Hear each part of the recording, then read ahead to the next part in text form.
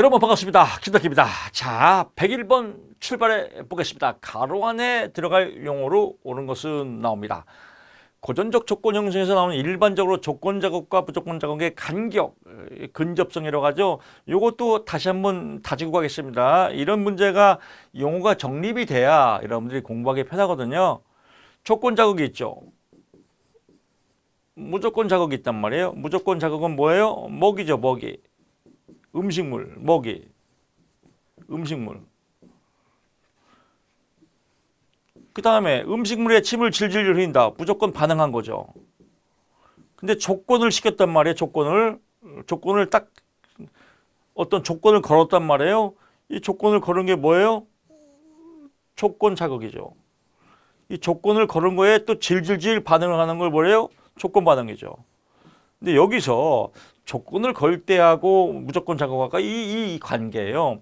두 가지를 가깝게, 간격을 가깝게 걸었다. 이거를 뭐예요? 근접성이다. 가깝게 걸었다. 근접성이죠. 이렇게. 그 다음에 조건을 걸 때 주변에 여러 가지 갠세이 소음들이 켜요. 큰 소리, 작은 소리가 있으면 큰 소리가 잡아먹는다. 차를 빼, 차 패. 조건을 동일하게 계속 걸어요. 똑같은 조건으로. 수반성. 동일한 조건으로 거는 거죠. 어떨 때는 종수를 했다가 어떨 때는 꽹걸 했다 그게 아니라 똑같은 종수 똑같이 하는 거. 자발적 회복. 조건을 걸었다가 안 줘더라도 나중에 자동적으로 또 회복된다. 잠재적 억제. 이건 뭐냐면요. 종소리를 땡 쳐야 되는데 오염이 없어야 돼요. 오염이. 종소리를 땡땡 칠 때 얘하고 서로 연결돼야 되는데 음식을 안 줘도 종소리를 치고 음식을 줘도 종소리를 쳐도 기분 좋아도 종소리를 쳐도 맨날 종소리 치면 얘하고 연관성이 없죠. 이걸 이제 잠재적 억제라고 그래요. 오염이 끼면 이렇게 서로 연결이 안 된다. 잠재적 억제 뭐 이런 겁니다. 102번 갑니다. 조작적 조건 형성의 원리에 관한 설명으로 옳지 않은 것은 벌써 말 틀렸잖아요. 근접성, 수반성 나오면 이 문제 알면 이런 문제를 알면 자동뽕으로 풀어야 되는데 이런 문제를 풀 수 있는 능력이 없으니까 요령이 없으니까 자꾸 이런 걸 보고 자꾸 공부하려고 그래요. 공부해서 뭐 이런 거 분석하니까 답답한 거예요. 수험서는 철저하게 요령입니다. 여기서 제목이 뭐예요? 조건 자극 나왔고 무조건 자극 나왔고 수반성 나왔고 근접성 나왔고 제목이 뭐예요? 고전적 조건 형성이잖아요. 그럼 여기는 물어보는 게 뭐예요? 조작적 조건이잖아. 그럼 얘는 뭐예요? 앞에 지가 다 써 있잖아. 얘는 고전이니까 얘는 고전이지. 그럼 답이 이거죠. 얘 몰라도 풀 수 있잖아요. 얼마나 쉬워요. 진짜 초등학교 2학년 정도만 풀 수 있는데 이런 요령을 모르니까 이거는 고전적 조건 형성인데 이거는 뭐 수반성 동일해야죠. 계속 종소리가. 그래서 이 자체도 틀렸어요. 근접성의 수반성보다 더 강력한 수반성이죠. 동일한 게 더 강력한 효과가 있는 거다라고 보면 되겠습니다. 나머지 읽어보시면 될 것 같고요. 103번 갑니다. 다음에 밑을 친 그러니까 공부를 안 하고 요령 있는 사람들은요. 101번, 102번 문제만 봐도 이건 고전이지. 얘는 조작이니까 이건 고전이니까 다 밀본이네. 이렇게 풀면 공부 겁나게 쉬워요. 103번 갑니다. 다음에 이것도 이런 것도 어렵게 생각하는 사람이 있어요. 이거 분석하는 사람들이거든요. 지네 분석하다 죽었어요. 쫙 비율 나왔네요. 비율치가 써있죠. 근데 뭐예요? 10문제당 또 여기는 한 개씩 이럴 때 이렇게 이건 뭐예요? 고정이죠. 고정 비율이죠. 얼마나 쉬워요. 104번 갑니다. 다음 사례에 적용된 조작적 조건 형성의 방법은 차별 강화는 뭐예요? 차별 두는 거예요. 좋은 거 할 때 칭찬해 주는 거. 나쁜 거 할 때는 칭찬해 주고. 김 선생님은 수업 중에 한 아이가 자주 의자에 일어서 돌아다니다가 행동을 목격하였다. 그는 그 아이가 자기 의자에 앉아있을 때 일관되게 칭찬하였다. 의자에 앉아있으면 좋을 때만 칭찬한다. 차별해 주는 거죠. 차별 강화. 105번 갑니다. 부분 강화의 효과. 부분 강화는 다른 말로 간헐적 강화예요. 간헐적 강화. 데이트할 때도 연애할 때도 간헐적 강화를 써야 이 연애가 오래 갑니다. 참 이게 사람의 심리는 그렇대요, 심리. 8번 잘하다가 2번 못하면 2번 못하면 기억난대요. 근데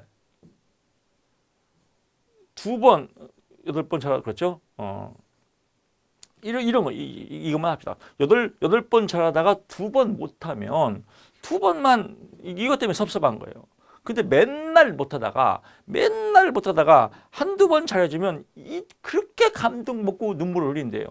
이게 참 아이러니예요, 아이러니예요. 연애할 때도 마찬가지예요. 나쁜 남자 매력 있잖아, 나쁜 남자. 뭐야? 밥 먹어. 막 이렇게 하다가 다이아몬드야. 그럼 고마워. 뭐 이렇게. 맨날 다이아몬드야. 또 다이아몬드야? 뭐 이렇게 되는 거. 이런 거죠, 이런 거. 간헐적 강화가 더 효과적이다라고 하는 겁니다. 여기서 보게 되면 기역 니은이다. 옳은 것이니까 속어는 능동적인 학습 반영. 속어는 강화를 중지하는 거예요. 그러니까 선물 안 주다가 선물 주면 더 좋겠죠. 이겁니다. 쉽죠.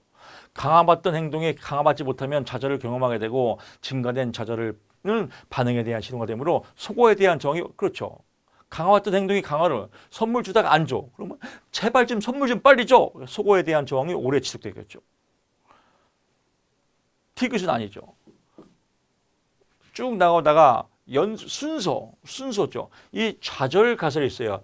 좌절 가설은 강화를 안 지면서 이 좌절한 거예요. 근데 좌절 가설과 대비되는 게 순서 가설이거든요. 순서 가설은 순서에 의해서 주는 거거든요. 순서 나왔으니까 디귿은 순서 가설이다라고 보면 될 것 같습니다. 106번 갑니다. 정적 강화가 일어날 때 보상. 정적 강화가 일어날 때 뇌에 보상 충추예요. 뭔가 보상을 받고 싶어요. 이게 도파민이에요. 이게 중독과도 연결됐거든요. 전두엽. 뇌와 연결됐거든요. 뇌, 충동과. 그래서 이게 보통 여러분들 이 뉴스 보면 요즘 막 주식 미치는 세상, 미친 세상에 미친 세상.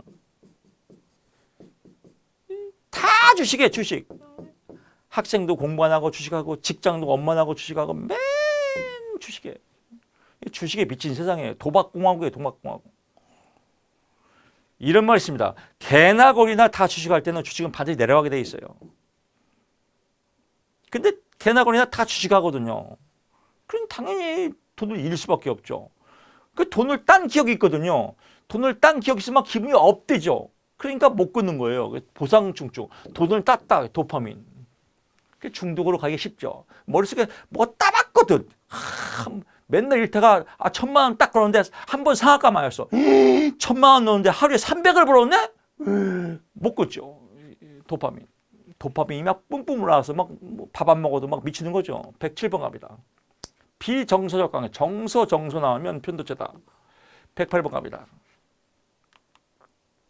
정보 처리 이론에 활용하는 기억을 설명한 것이다. 옳지 않은 것은 기억은 세 가지죠. 감각 기억이 먼저 나오고요. 그 다음에 단기 기억이 있고요. 단기 기억을 나온 게 작업 기억이죠. 그 다음에 장기 기억으로 가더라라고 했습니다. 장기 기억의 지식은 인식되며 감각 기억, 장기 기억 바로 앞에 있는 게 뭐예요? 감각 기억이 아니죠. 단기 기억이죠. 단기 기억, 작업 기억이라고 하죠. 라고 보면 될 것 같습니다. 109번 갑니다. 고전적 조건 형성의 레스콜라와가 나왔어요. 레스콜라와. 이 이름도 아주 더럽긴 해요. 레스콜라와가 주장한 거는 요건 기억하세요. 요거는 보통 자극의 강도와 피험자가 기대 강도의 사이예요. 기대가 크냐, 자극이 크냐 이런 겁니다. 그래서 기대가 너무 크다. 그러면 뭐 억압되겠죠. 기대가 자극 강도가 못 따라오니까. 근데 자극 강도가 너무 커 기대를 별하는데 흥분되겠죠. 흥분. 얘하고 서로 똑같아요. 그럼 뭐요? 조건 형성이 안 되겠죠. 뭐 이런 내용들을 쭉 한 겁니다. 그래서 뭐 니은, 니글, 릴이다라고 하는데 잠재적 억제 현상. 잠재적 억제 현상 어디 나왔어요?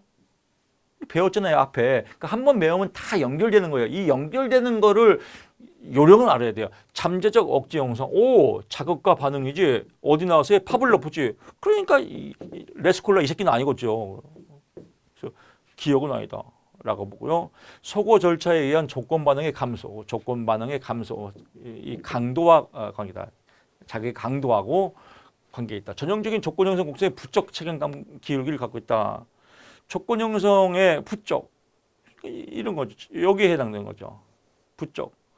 그래서 기대 강도가 크면 조건 형성이 억압, 제어되더라. 그래서 이 부적 체감 두드러진 자극이 더 짧은 기간 내에 많은 학습을 일으킬 수 있다. 뭐 이건 기대가 더 크면 흥분 강도겠죠. 뭐 이런 거다. 좀 어려운데요. 그러면 어려운 그냥 답만 외우세요. 아, 잠재적 억제는 파블로프구나.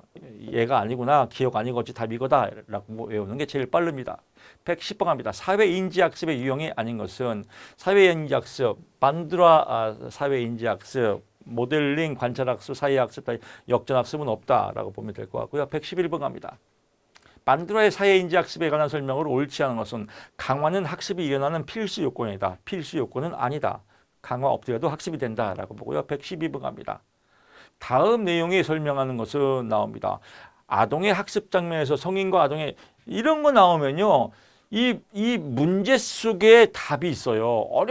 어려운디? 긴디? 박스가 나왔네? 얘 어디 나왔어? 이렇게 하지 말고 여기에 답이 있구나.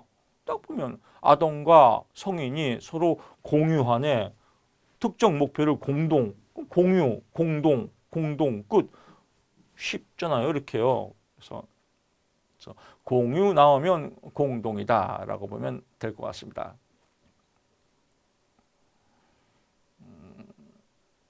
오케이. 그래서 뭐 처음에는 성인이 먼저 세게 하고 나중에는 점점 강도를 낮추는 거죠. 그래서 성인과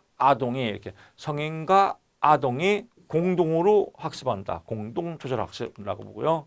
성인은 처음에 세게 하고 나중에는 약하게 한다. 이것만 보면 될 것 같습니다. 113번 갑니다. 똘똘한 쥐새끼, 그래서 쥐새끼가 막 미로를 찾아가는 거죠. 미로 찾아가는 거 뭐라고요? 인지도. 나중에도 공부할 수 있다. 잠재학습.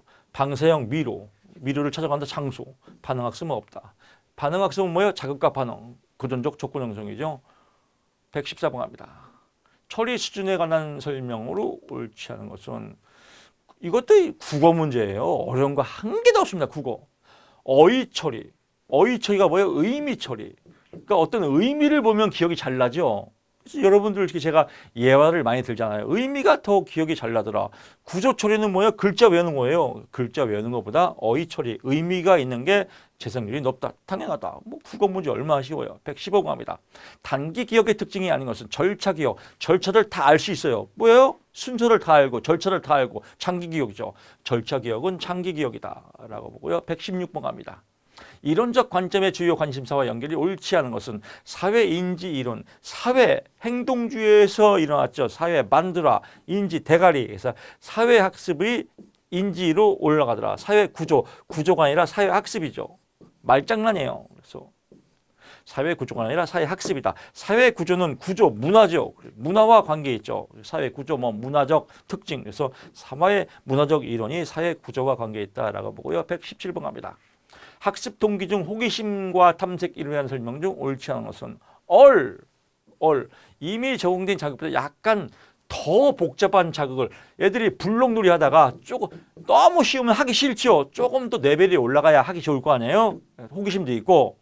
그래서 덜이 아니라 더다. 그래서 얼이 있는 사람은 조금 더 복잡한 걸 하고 얼빠진 애들은 쉬운 거 하지만 얼이 있으니까 더 복잡한 행동을 하는 걸 좋아한다라고 보고요. 조금 더 나가면 환경을 다루고 싶어하는 내적 욕구. 이거는 화이트.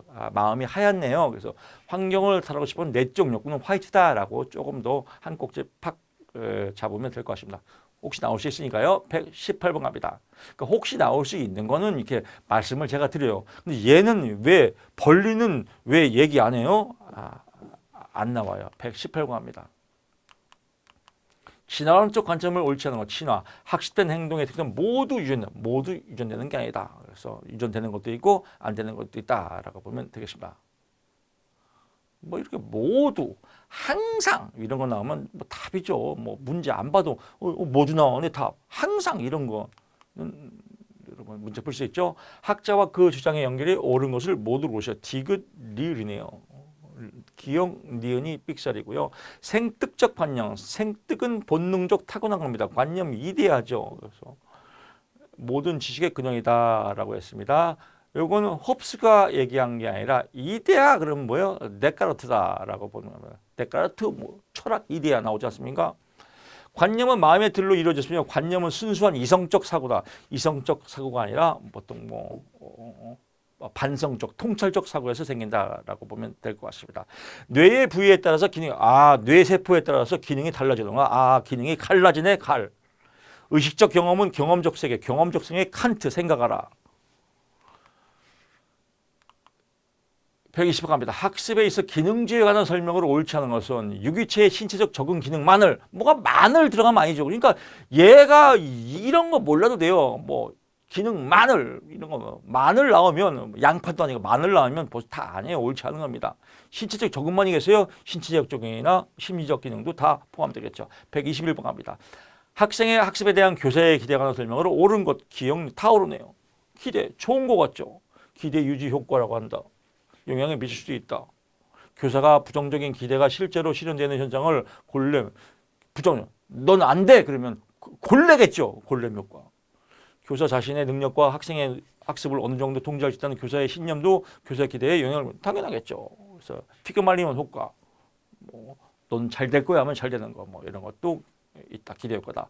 122번 갑니다. 외재적 보상의 효과에 관한 인지평가 이런 설명으로 옳지 않은 것은 이 외재적 보상, 내재적 보상 이런 건요. 여러분 헷갈릴 수 있는데 학자마다 이 새끼 틀리고 저 새끼 틀리고 그래요. 이거 참 어떤 놈은 외재적 보상이 좋다 하고 어떤 놈은 내재적 보상이 좋다 하고 그러니까 여러분들이 헷갈리는 겁니다. 여기서는 문제를 보면 수행 수준에 관계없이 수행 과제 자체에 보상을 주는 거예요. 수준 필요. 그러니까 수준이 높은 사람은 수준이 높은 문제를 풀어야 되는데 똑같아. 그럼 싫겠죠. 내재적 동기는 손상되지 않으면 손상되겠죠. 똑같이 하면. 나머지 볼 거 없습니다. 123번 갑니다. 동기에 관한 자기 결정권. 동기에 관한 자기 결정권이에요. 지가 결정한 욕구예요. 내적이겠죠. 외적 보상은 아니겠죠. 내적 보상이니까 외적 보상은 아니겠다. 124번 갑니다. 행동주의 학습 이론의 기본 과정에 대한 설명을 옳지 않은 것은 행동, 특정 대상에 대한 특정 정서를 갖는 것은 학습으로 간주할 수 없다. 정서도 학습이다. 우리 배웠지 않습니까? 나머지 볼 거 없습니다. 125번 갑니다. 다음, 또 뒤로 또 충청 사투리 자빠질 뻔했네요. 요새 너무 무리하니까 이렇게, 아주 중심을 헷갈리고 그렇습니다. 하여튼 빨리 지금 파이널 끝내고 저도 쉬고 싶습니다. 요즘 계속 주간이고 야간이고 촬영하느라고 제가 정신없거든요. 그 이유는 다 하나입니다. 여러분의 합격입니다. 제발 좀 이렇게 우리 강의 좀 이렇게 포인트만 잘 잡아서 여러분 제발 합격하십시오. 제가 기도하고 응원하겠습니다. 다음에 해당하는 개념은 면제했다. 면제하면 부적이죠. 빼주면 부적 강화. 맨날 부적만 나와요. 면제했다. 빼주면 부적 강화다. 126번 갑니다. 행동주의 학습 개념의 사례로 연결이 옳지 않은 것은 자발적 회복. 자극과 반응에 있다가도 자극을 안 주더라도 나중에 또 자연적으로 회복이 되더라고요. 등교 거부하고 심한 학생에게 교문, 현관, 복도, 교실 순으로 조금씩 시간을 보내면서 자연스럽게 학교에 익혀요. 점점 이건 뭐예요? 체계적 둔감법이죠. 체계적 둔감법. 근육 이완을 하고 또 불안하게 목록을 작성해서 낮은 순서대로 점점 올라가는 거. 교문, 현관, 복도, 교실 점점점 올라감으로써 이렇게 불안을 감소시키는 거예요. 자발적 회복이 아니라 체계적 둔감법이다. 또는 행동 조성도 일부 포함됩니다. 127번 갑니다. 강화에 관한 설명으로 옳은 것을 모두 고른 것은 디귿 리을 강화죠. 강화 계획에 따른 강화 효과는 차이가 없다. 있죠. 그래서 고정 간격 또 고정 비율, 변동 간격, 변동 비율 다 차이가 있죠. 강화물의 양이나 제시 시점은 강화 효과에 영향을 미치지 않는다? 미친다.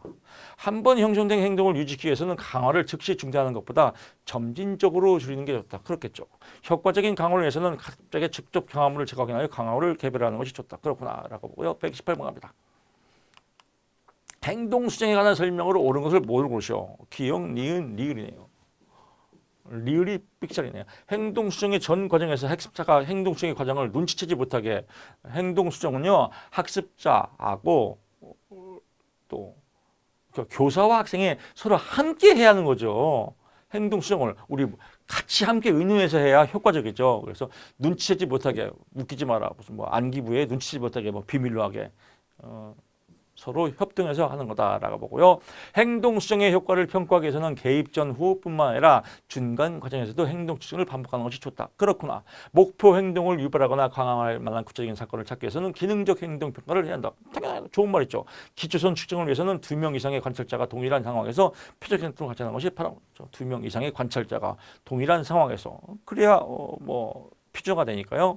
기초선 측정 기초가 된다라고 보면 될 것 같습니다. 129번 갑니다. 1차 강화물 또 나왔네. 나온 거 또 나오죠. 1차 강화물 본능적인 거죠. 생리적인 거, 선천적인 거. 그래서 물 또 수면에 해당한다. 1차 강화물과 연합해서 하는 거 이런 돈, 상장, 토큰, 칭찬 이런 건 2차 강화물이다. 30번 갑니다. 욕구, 이게 매실로 또 나왔네. 정답 체크하면 사랑과 소속의 욕구.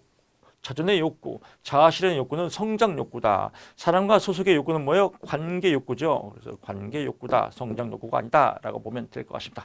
자, 이렇게 또 속전속결로 포인트 잡고요. 아까 휘청했죠. 쉴 때가 됐습니다. 잠시 쉼을 가고 다음 시간에 여러분 찾아뵙겠습니다. 고맙습니다.